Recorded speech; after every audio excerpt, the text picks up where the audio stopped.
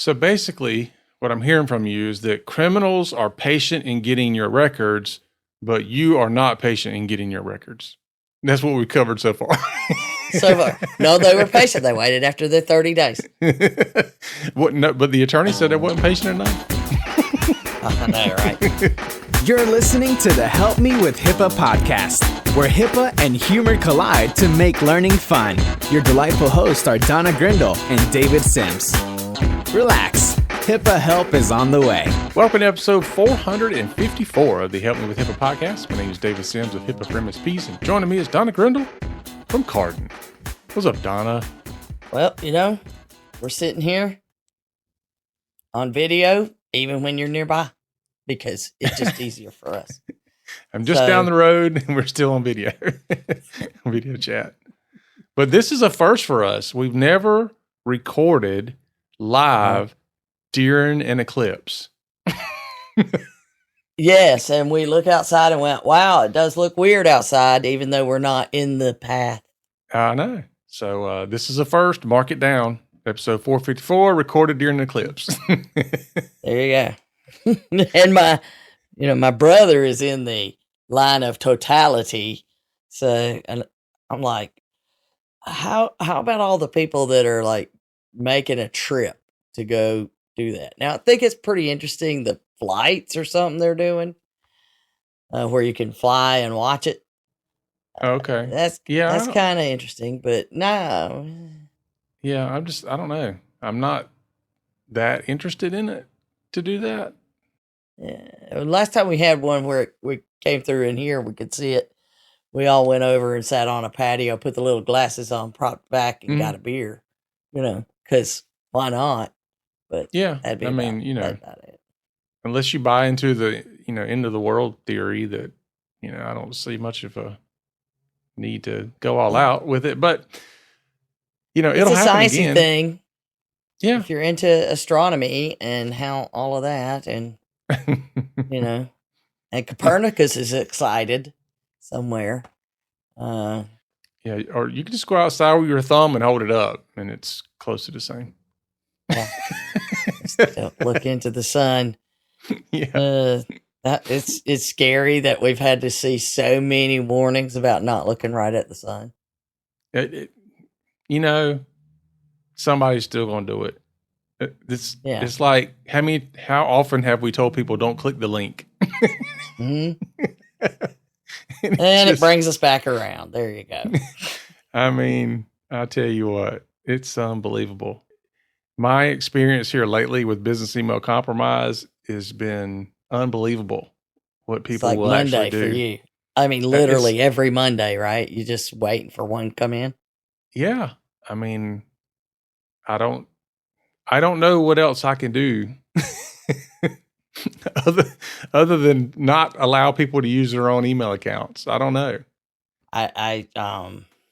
Beyond me. But I will say that every client that it's been, and of course, one of them's made up 50% of the problems. Every single one of them does not think that they need any additional security. So they're not going the extra route, the extra mile to put security on, their email accounts and cloud accounts and stuff like that. They think that whatever they got on their PC is enough. And so, there's one camp of MSPs that say you need to get rid of clients like that because there's too much liability. And I don't disagree. And then there's another camp that's like, you just need to force it on them. I don't necessarily disagree with that either. You would love for people to just say, I understand, I have a problem that I need to resolve, and let's just roll that out and be done with it. But now the only saving grace is that none of them have been healthcare. All right. See, there you go. You sealed your fate there, buddy. Yep. None of them. So, which is the reason why I'm going all in on healthcare. One of the many reasons I'm going all in on healthcare.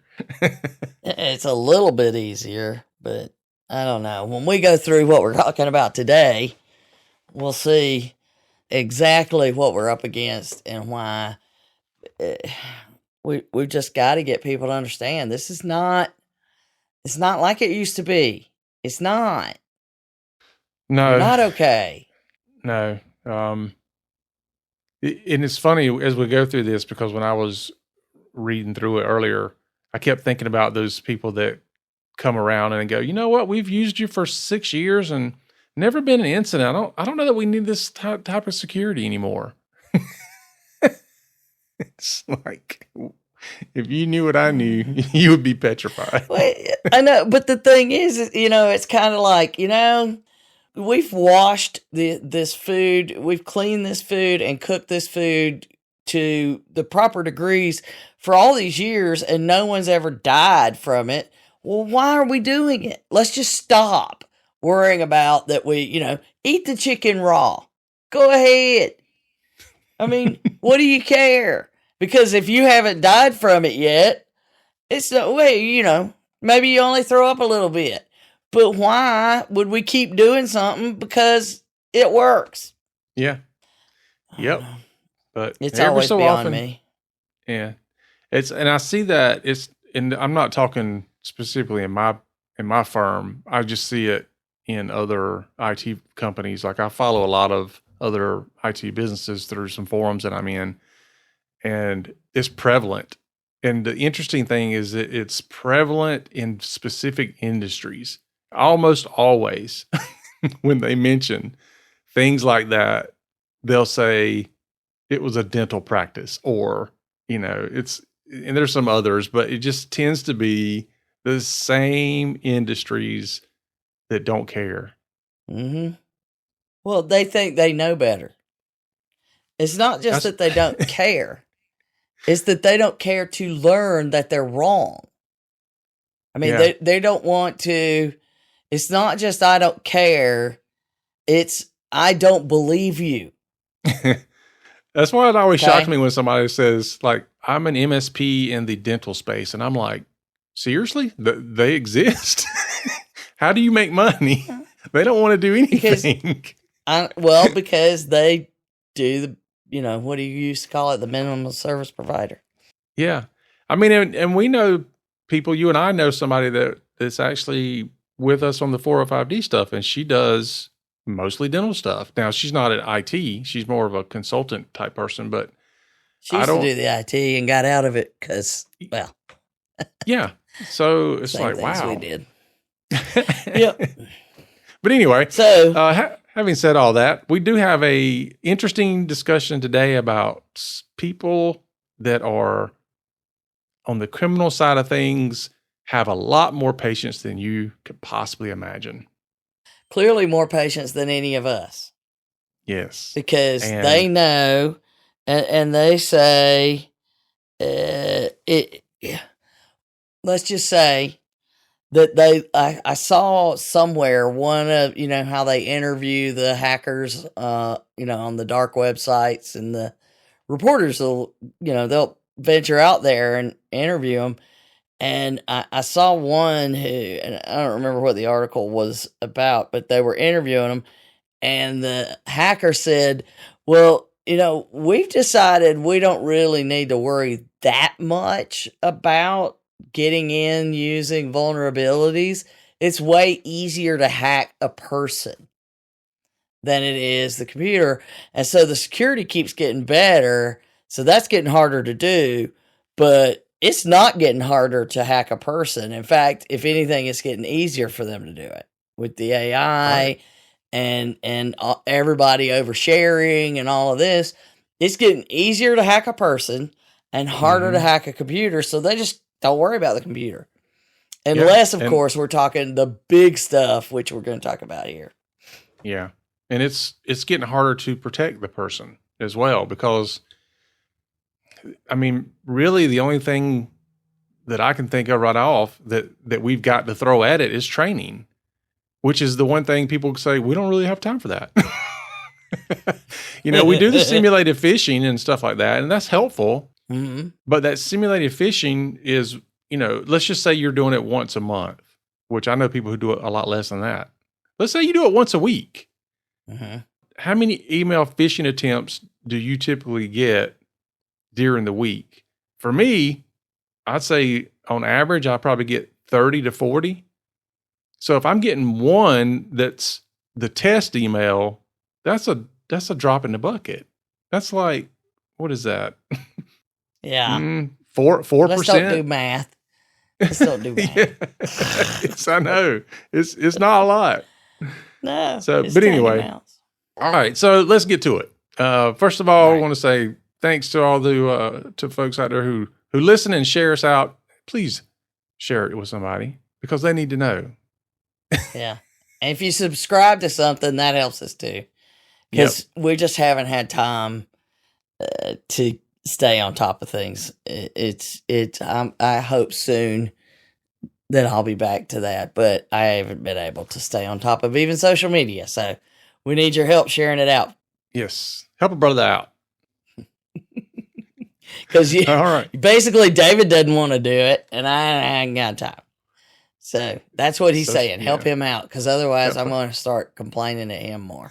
You know, me and social media, we don't get along. I don't care for it either. So there you go. So let's get into HIPAA Say What real quick. Yeah. Because as we were recording last week, something else happened, and we were like, "Oh man, why couldn't they brought this like an hour before?" Check the email right after we finished. You check the email, and there's another one. It's very similar to the one that we were talking about too. So we could have just kind of run them together, but the same but different. They announced another imposition of a civil money penalty. Those are so rare, and then we get two of them back to back. Well, one was a settlement after a civil money penalty was going to be there. These folks just went as civil money penalty. This is with a skilled nursing facility, Essex Residential Care in New Jersey. They go by Hackensack Meridian Health. And they just said, fine, we'll just pay the civil money penalty. $100,000, stroke a check. I know. And, we've got our standard quote, but I mean, it's basically the same one that we talked about last week. Yeah, pretty much. But here's the thing. I go through this one, and it's about what appears to be, it's like a son is asking for his mother's records from a skilled nursing facility, asked for it in April, doesn't get it, knows the HIPAA rules, right? Knows the HIPAA rules. Yeah, he does. So files a complaint in May of 2020. So April 2020, asked for it.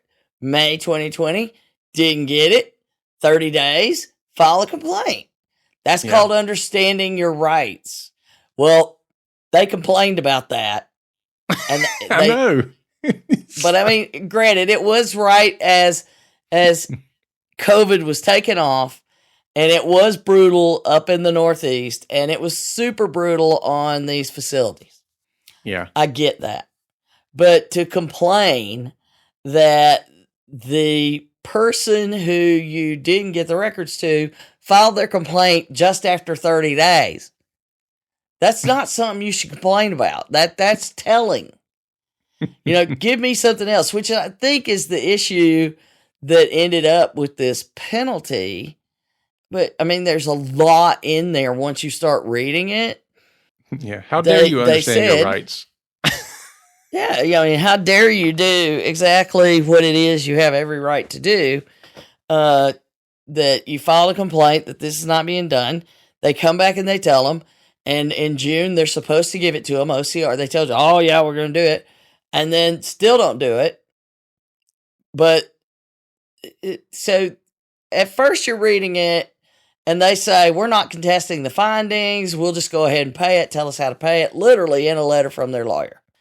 So I get there's a lot we probably don't know. But here's the pieces we do know from the legal documents that are enough to question a lot of things.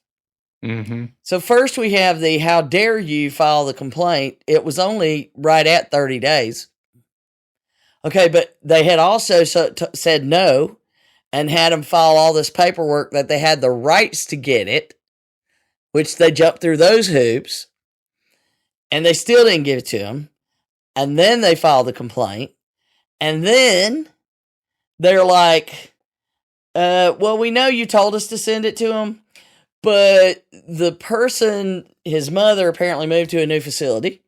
So they sent it to the new facility and felt like that was good enough. So that was their other thing, is this was happening during COVID. How dare them ask for it and file a complaint 30 days after, we should have, the time frame on time. How dare they want to actually have their request fulfilled to go to them just as I ask? Well, we gave it to the new provider, basically saying get it from them. Mm-hmm. And so they tried the affirmative defense of, we thought we did everything we were supposed to do. Yeah. I think reading between the lines here, there's a lot of contention. Yeah. I mean, they were just flat out arguing over it, it seems like. And then it comes out later that there was a little bit of litigation going on about not paying. Mm. And like the son is like, I want the records. I'm refusing to pay because of the care. And they're like, you better pay us. We can't say that's why we're not giving you the records, but blah, blah, blah. And they even made an argument on the original civil money penalty, saying HIPAA bars the imposition of a civil money penalty in this case as a matter of law because any violation was not due to willful neglect and was timely corrected. Okay, here's the thing. They didn't give the guy the records for 161 days after they had told OCR they were going to give him the records. That's not timely. No, I was wondering how they come up with that. Right. So they're saying, well, we handled it. But I mean, had they gone ahead and done that, we wouldn't be here. You know? Mm-hmm. And my guess is it was, let me yank on whatever strings I can because of for whatever, there was a contention between the two of them. The bottom line is, they don't care about that. They care about, did you follow the rules you're supposed to follow? They're like, no. They admitted they didn't do it. But they felt like it was okay because they did give it to somebody else and this, and it was cut, and all of these other things. You should just give us a pass. So it's really, I don't know. Clearly there's a mess there. But they did show in the documentation how they calculated civil money penalty, and we try to explain this all the time. People don't get it, but there's details in there. You can go read it where it's like, okay, first we go through, should we mitigate this? No, there's no reason to do it for that. Should we do it because, and with this evaluation they're doing, they're saying, should we charge you more or less based on these things? So it was a net zero on we're not going to charge you any more on these penalties for any of the other reasons. We're not going to charge you less either. Here's what the penalty will be. And this is where we normally start, right? It's 161 days. So they didn't even count the days prior, right? So they counted from the time they said they were going to do it to OCR. 161 days. And they said that they felt like it was a reasonable cause, saying it wasn't just our bad, it was the next one up. So at that time, during that time frame, a daily charge would have been $1,280 per day for every day they didn't get them the records, which comes to $206,080. Well, because of the cap, then the cap for that level is $100,000. So that's how they got to $100,000. It's not like they make this stuff up. They had it all clearly documented. So at any rate, here we have another patient right of access. This one, at least this one seems to be okay, I'm not going to follow the law. This is kind of one I would expect to see. We're going to get into a little bit of a contest because I'm not supposed to say the P word contest, but over this thing, and it just so happens that one side has a legal standing and they can file a complaint. That's, okay. Those I expect to see, and yet, that was just plain old, whatever you want to call it. At least it's those now, and not we just don't seem to care that people want their records. Or we don't have to do that. So maybe the enforcement initiative, this one's 47 or so. Maybe we're getting it narrowed down, but they have so many complaints now, they're able to focus on the ones where it is that kind of, you're not the boss of me kind of attitude between the two different entities, which in a lot of ways means it's working. So let's hope that's what this signals. And we'll just go with that. So here's another one, $100,000. And we have our yet another right to access, but an oddly civil money penalty case. Interesting. Mm-hmm. Okay, indeed. So let's get into I love that I get to bring in Aristotle because, come on. I love all the, Greek. Anyway, so, and patience pays off, kind of statement, and it's been translated a couple of different ways, whether it's education or patience, but for the most part, patience is bitter, but its fruit is sweet, is the translation from ancient Greek for what Aristotle said. And it's clear the attackers are really enjoying some sweet fruit. Yeah. Sweet, sweet fruit. Because they've planted these seeds going way back. And two things came out. And ironically, they came out right around the same time so I think the report came out. Yeah. So the first one we're going to talk about, the report came out in March, the end of March. Then there was an official press release about it right around the beginning of April. And then the second story came out right around that same time. So Microsoft's really happy there were two. And the second one got more attention. And so that's true. Yeah. So first, let me say, if you are in our world and you have not gone through this, it's the first big report of the Cyber Safety Review Board, which is part of the new thing about, we had the Transportation Safety Board, now we have the Cyber Safety Board. But they go back and review these and say what went wrong and how can we keep that from happening. We really need to do that. Yeah. In theory, it would be helpful. So this report went through the Microsoft Exchange incident from last summer, where they determined that hackers had been able to get into, it was more than just your basic business email compromise. They weren't getting into them the way that your clients are doing, where they're getting tricked necessarily. This was down and dirty, breaking the security. So it's got some really intense details. Mm-hmm. And I mean, you can go see all the different people involved, everybody from, the people that are on the Verizon reports. And I mean, you got people from all over the industry, as well as the FBI and CISA and all of those folks who are doing this review before they agree on a report. And you and I both know that meant there was a lot of chat. So the fact that this came out yet less than a year later, I'm thrilled. Yeah, no kidding.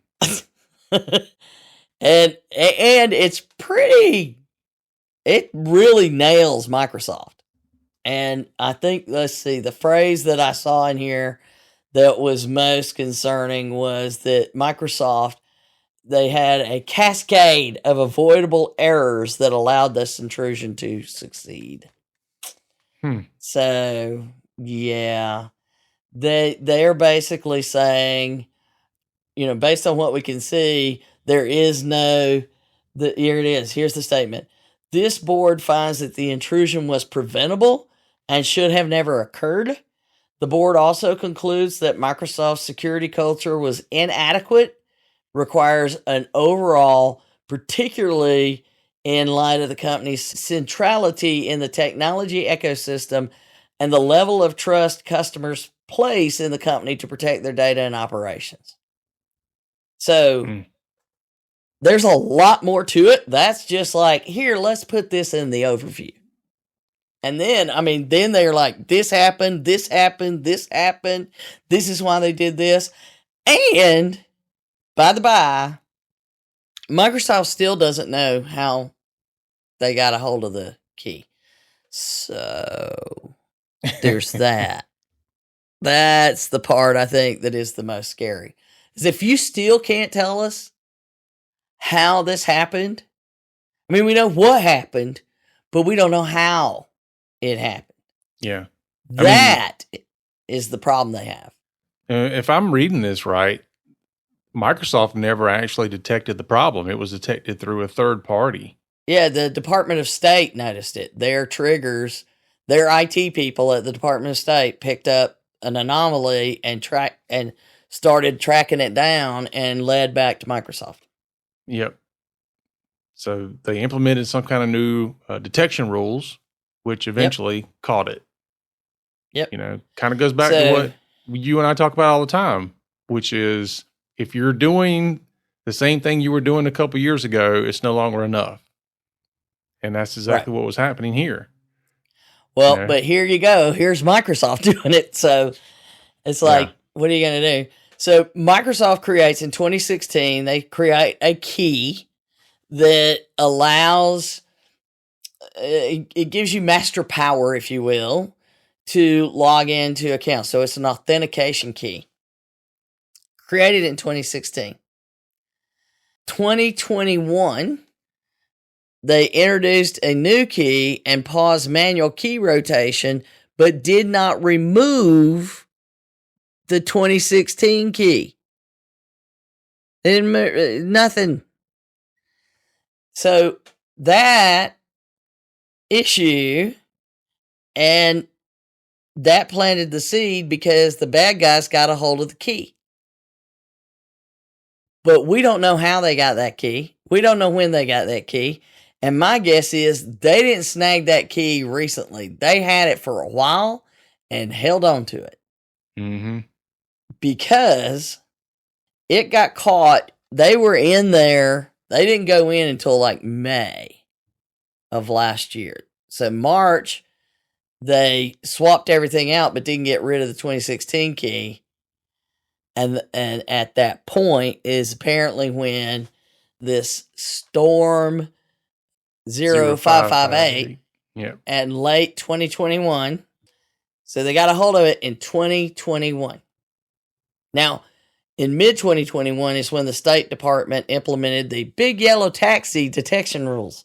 Gotta love that nerds get to do this. So, it got out there 2016. 2021, it looks like somewhere in that change, they were able to steal that key.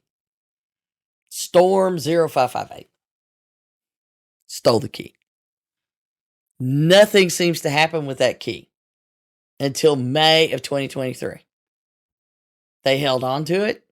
They monitored for things. They waited. They planned. They plotted. I'm sure they probed things to figure things out. But they had a hold of that thing for over a year, probably close to a year and a half. They had a hold of it before they used it. So they first get in and they have one successful one starting in May 2023. And they were hitting other departments. They weren't in the State Department. They were the first instance of mailbox exfiltration is May 2023. And I don't think they went into all of the different groups that it wasn't just government that was hit. There were some others, I think. Then in June, they accessed Commerce Department mailboxes. And the Commerce Department, they discovered it after Microsoft provided it with additional audit logs. So they were looking for what was going on, but Microsoft had to give them additional logs. Then in June is when the SOC for the State Department caught it. June 6th, June 15th, and then the State Department figured it out on June 16th what was going on and sends it to Microsoft and says, you better help us out. And June 21st is when the FBI was notified. So, I mean, once they caught it, it was quick, considering. Mm-hmm.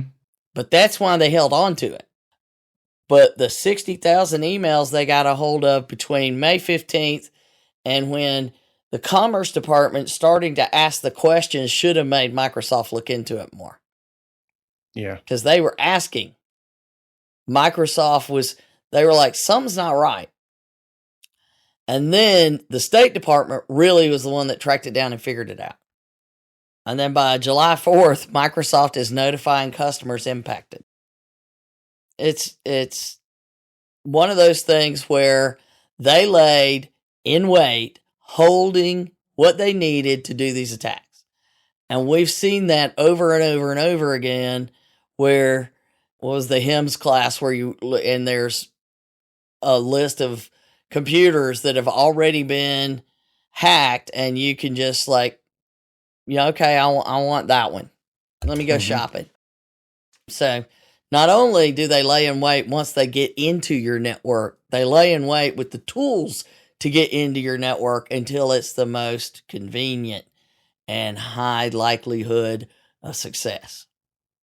So, recommendation number 5, and there are a lot of recommendations. There's a lot in here. There's a lot in here that they really had Microsoft and just kind of was like, dudes, we're counting on you and look at what you're doing. Because Microsoft decides not to fix things, and this is what happens. So then we get to, there's of the recommendations, recommendation number 5, given Microsoft's inability to determine how and when the adversary was able to steal its signing key, all CSPs should review and revise as appropriate their logging and forensic capability. Basically, a long description to say longer retention periods of at least 10 years may be appropriate for some high-value log types. Wow. Hey, we already have people saying, how are we ever going to store these for a couple of years? Mm-hmm. 10 years. So that made all the people selling the storage. Yeah, the storage providers were like, yeah, you should store them indefinitely. Yeah, and we don't have to worry about securing them. They're just the logs. On a side note, I was watching a special last week where they're able, now don't ask me how, but they're able to store data inside of DNA strands. And they said that they can store just massive amounts of data in a very small DNA strand. And once they get the technology figured out, you won't have these disks and USB drives and hard drives and all that full of storage. They won't need data centers for that stuff anymore. You'd be able to store it all within a vial.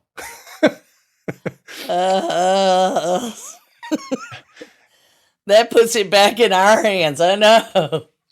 It was crazy just watching it, because I was like, my mouth was open the whole time, like, oh my gosh. Well, that just means nobody cleans up anything anymore. Digital clutter becomes the norm, because, hey, we'll just add 3 or 4 more vials, and now data centers are needed because there's so much data that still needs, you can't keep up. It's a vicious cycle. But the fact that we're looking at needing to store 10 years, that shows you how long they are willing to be patient and wait it out and use these tools. So if they've been sitting on these things for years and just monitoring and doing whatever they needed to do to make sure it was going to be ready when they wanted it. Yeah. That is what we're worried about. So basically, what I'm hearing from you is that criminals are patient in getting your records, but you are not patient in getting your records. That's what we've covered so far. No, they were patient. They waited after the 30 days. No, but the attorney said they wasn't patient enough. I know, right? But they were patient. They did the paperwork. They first were denied, and they did the paperwork, and then they waited their 30 days. They were patient. All right. But would they have been patient? They weren't 161 days patient. No. And certainly not years patient. So I want to talk about something that you and I noticed last week that was somebody could potentially save the world from Armageddon. Because I think this is one of those things where unless you're in the tech world, you're not going to see this. And probably a lot of people in the tech world is not going to see it. But this one was stunning. When you posted it and I read it, and I was like, holy cow, dude. This is a massive story that I don't think will ever hit the mainstream media. Well, even it was in the New York Times, and I love the headline. Did one guy just stop a major cyber attack? Yeah. Yeah. It seems to be, and unlike many other people out there, this guy, Andres Frund, he's German, so I'm going to go with Frund. He wouldn't even give him his picture. He's like, look, I'm just doing my job, and I reported a thing I saw. But it is a very scary example of how bad this can be and how long they will wait. Yeah, but it's also a very good example of you need to be paying attention to everything all the time. Yeah, ask questions. And ignoring something that looks odd is the thing that drives me nuts. Yeah. Like if I have to move on, I'm going to have to go back and figure that out. Just because of this kind of stuff. Yeah. How many times have you been involved in a security incident and somebody will say, well, I noticed a couple weeks ago, and I'm like, really? Yeah. It's kind of like, the deck collapsed. I noticed the other day it was kind of wobbly, but I went ahead and put 60 people on there. I don't care. Anyway, so we want to give the guy credit, but the fact he wouldn't even give him a picture, he was just like, I'm done the interviews. I'm an internet, amongst the nerds, and that's fine. But yeah, this is the other story where Microsoft's like, what? Thank God we got that one. Yeah. But it was a Microsoft engineer who works on Postgres. SQL is the structured query language, and there's a lot of different versions of it that let you query against databases, and so that's a standard, and this is one of them. And he works on maintaining that particular application that lets you manage a database and be able to pull data out of it. Okay, and so that means he's down in the nuts and bolts of the systems. And as any good nerd, he was flying back from visiting his parents in Germany, so he opened up his laptop to see how his automated test went. And he saw something odd in there, but he figured, I'm just tired. He made note of it. Then he got home a couple weeks later. He was doing something else, and he's like, why is this SSH, which is a utility that's built into Linux systems that lets you do remote access. He's like, why is it using so much processing power? Maybe that's part of those log things I saw. So he digs deeper, And without going into all the really cool, and you really should, if you understand any of this, go read all the details and the steps he went through and how it all happened. But the bottom line is he reported the problem and helped document everything that he had found and basically saved the day. Because what he had found was there was a back door in that remote access software so that somebody could use it without any authentication and basically go wherever they wanted on the system that had it. Mm. If you could get to that SSH, if you, that, and a lot of times it's exposed on the internet, and if they had gotten into it, then they could do whatever they wanted. And it was just starting to be rolled out, which is thankful that he noticed it when he did. And hopefully, any time that it was loaded, they have been able to track it down and clean it up. So, but here's the thing, is the way it got in. And this is the question about open source software, David. You keep answering this, there's pros and cons. Right. Mm-hmm. And I'm like, in most things, I'm down the middle. I can see both sides of the argument, but I also want to make sure that I address both sides of the argument. I'm not going to pick one. I'm going to deal with them because it's not an argument that matters. Mm-hmm. You're both right in a certain way, and we need to mitigate both sides of it.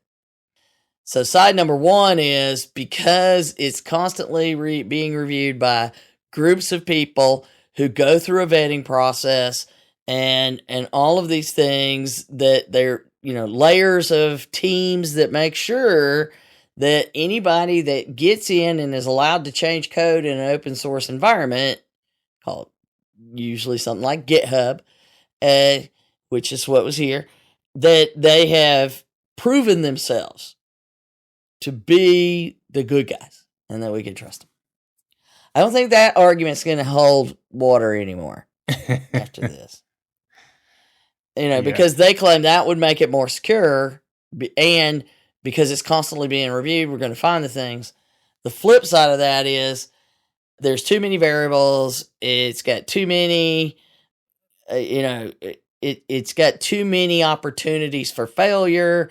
You can't trust it, which is not necessarily true. And the other argument on the flip side is it allows it to be more affordable to have good software. And on the other side is you should pay more for everything. So it just, you get what you pay for versus you don't. I mean, yes. Mm-hmm. But here's the thing, and here's how they did this, is they went back and in 2021, a GitHub account was created. Back then, and they just started hanging out doing work on this one application. Did some finding. First little thing was in February 2022. Let me add a little contribution. And it was a solid contribution. And other people started boosting up this person to say, hey, we think they're great. Because they keep doing these little great things. And so probably that account that was also planted to help substantiate the work of the first one, from what we can see. So the process to vet the developer happened, just as they said, but these people are patient and had control to start doing things and putting code in by last summer. And they did. They put in malicious code, was finally added and incorporated starting in February of this year. Mm. And it started rolling out in, that it was included in a build.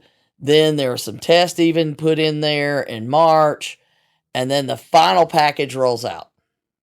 That was going to just automatically go out to any of these installations. And just so happened that this Microsoft engineer, who, by the way, Microsoft is really proud of and telling everybody about, because ironically, I think the news came out like right together. Not big news. This was bigger news. And I wouldn't be surprised that they weren't the ones encouraging the New York Times to do the piece. But the bottom line here is that is a lot of effort. Yeah. And they were willing to do that and invest time just waiting around for the right opportunity. Well, the bigger the end result potential, the more likely they are to just wait around for long periods of time or invest in putting people in place and waiting for long periods of time. Mm-hmm. Well, they create these accounts and then they just kind of, and you hear the forensics folks we deal with, well, I got a burner account. I'll use a burner account for that. Mm-hmm. But those burner accounts, you also have to continue to use to make them, be active and realistic. So that does take investment. Yeah. It's not like they just create it and leave it sitting there and wait and then go back and do it. For now, it takes investment. It won't be much longer. They can just automate it with AI. They can write some scripts and go for it. And build a little workflow and it'll all, oh, you know what? We haven't done this. Let me go do that. Anyway, that's only making it scarier. But the big thing is, just like we started talking about, that people think that we are where we used to be. Mm-hmm. These just happened. These two started in 2021.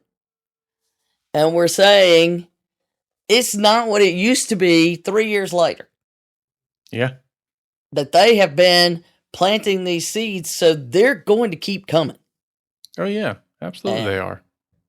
It's easier to hack a human. Mm-hmm. And they know it. Yeah. So, yeah. Don't be that. Yeah.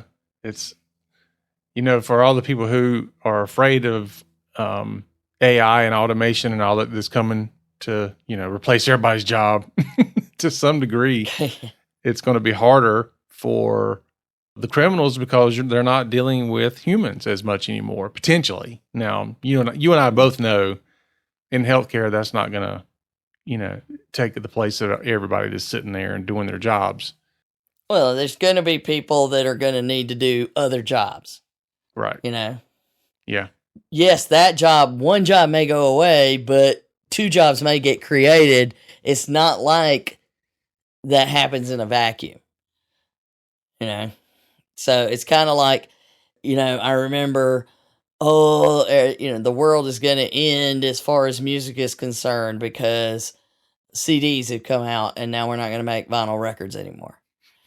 And then, everybody driving to so-and-so's house because they got a CD player and a CD. I'm that old.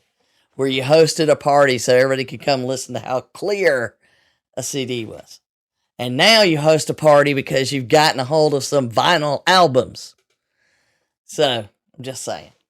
It is a mysterious place most of the time. But every time, there's no such thing. You don't just pull something out and something doesn't fill it. It just happens. That's going to go and divert. And that's what the bad guys are counting on. They will sit there and wait for that to happen. You're right. Because they got more to gain than apparently most people think we have to lose. Very true. All right, then.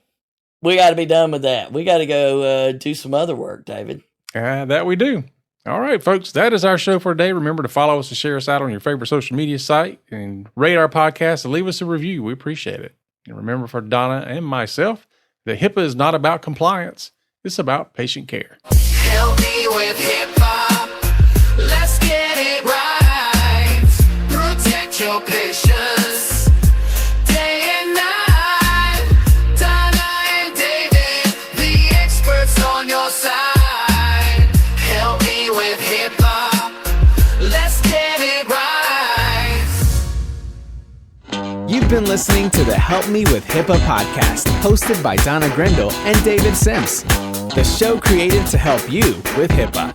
For more information or to ask us a question, visit our website at helpmewithhipaa.com. Neither Donna Grindle or David Sims are attorneys, and they do not offer binding legal advice concerning regulatory compliance. The information in this podcast should not be relied upon or construed as legal advice in any way. Consult your attorney for legal advice concerning compliance with HIPAA regulations.